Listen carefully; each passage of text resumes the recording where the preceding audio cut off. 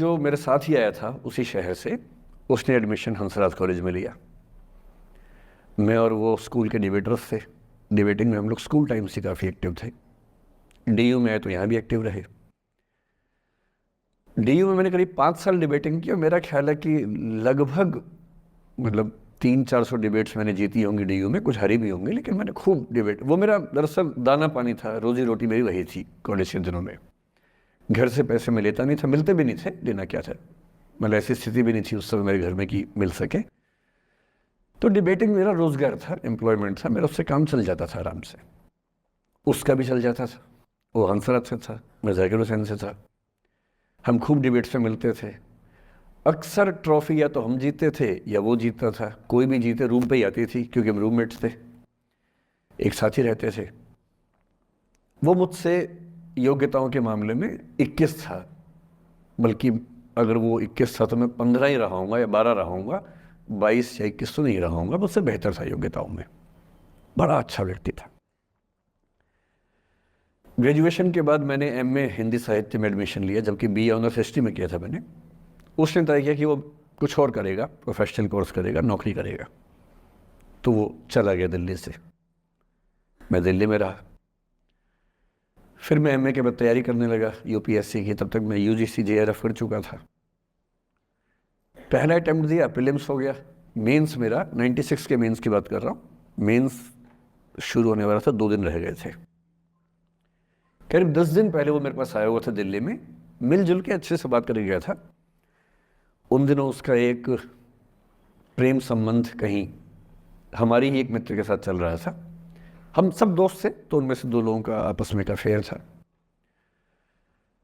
मुझे नहीं पता क्या हुआ, लेकिन मेरे मेन एग्ज़ाम से 2 दिन पहले रात को 12 बजे एक फ़ोन आया और ये बताया गया कि मेरे दोस्त ने फंदा लगा के अपनी जीवन लीला समाप्त कर ली है। वो दिल्ली से दूर था कहीं,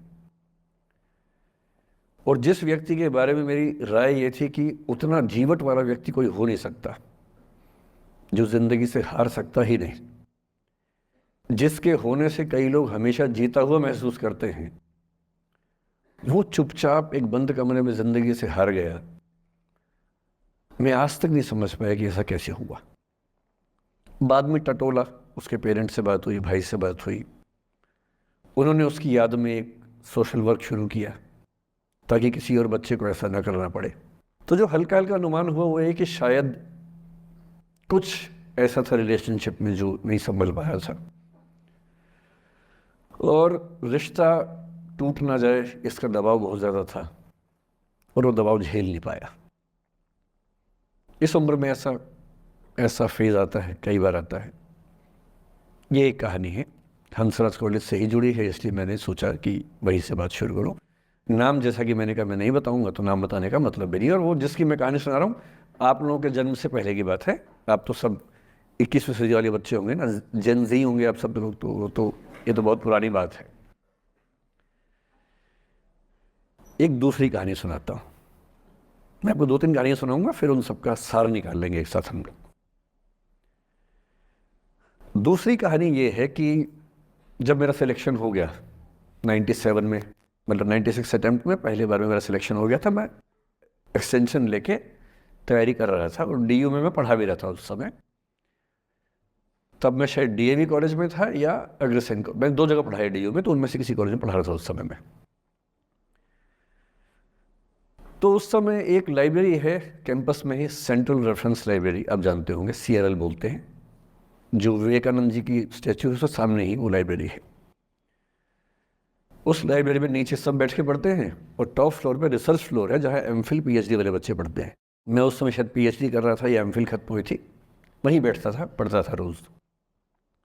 कई दोस्त पढ़ते थे हम लोग वहाँ।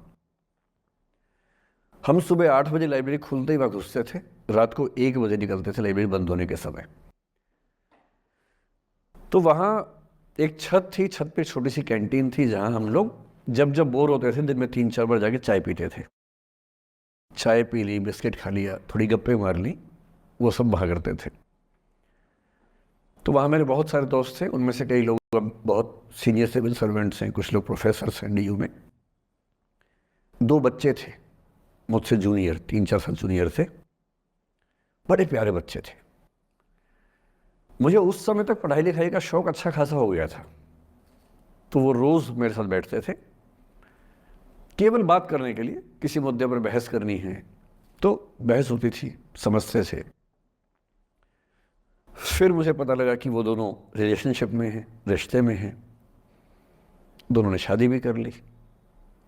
उनकी योजना डीयू में पढ़ाने की थी या सिविल सर्विस की भी थी, शायद, पता नहीं।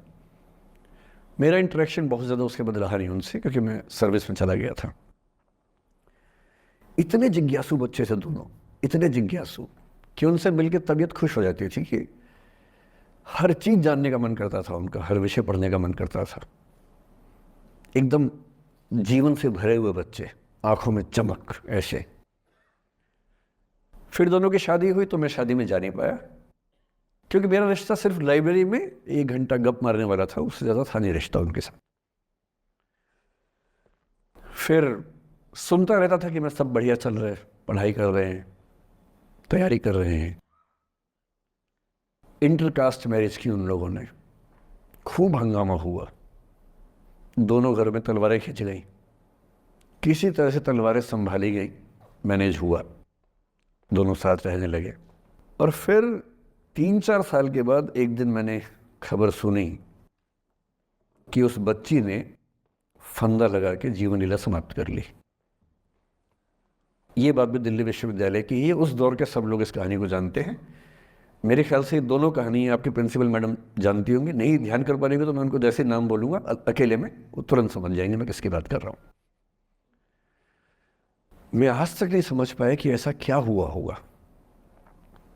तो बाद में अनुमान जो हुआ वो ये, इंटरकास्ट मैरिज, परिवार का दबाव, समाज का दबाव, आपस के दबाव, टॉक्सिक रिलेशनशिप, अंत में उस दबाव को न झेल पाना और जीवन समाप्त कर देना, ये हुआ।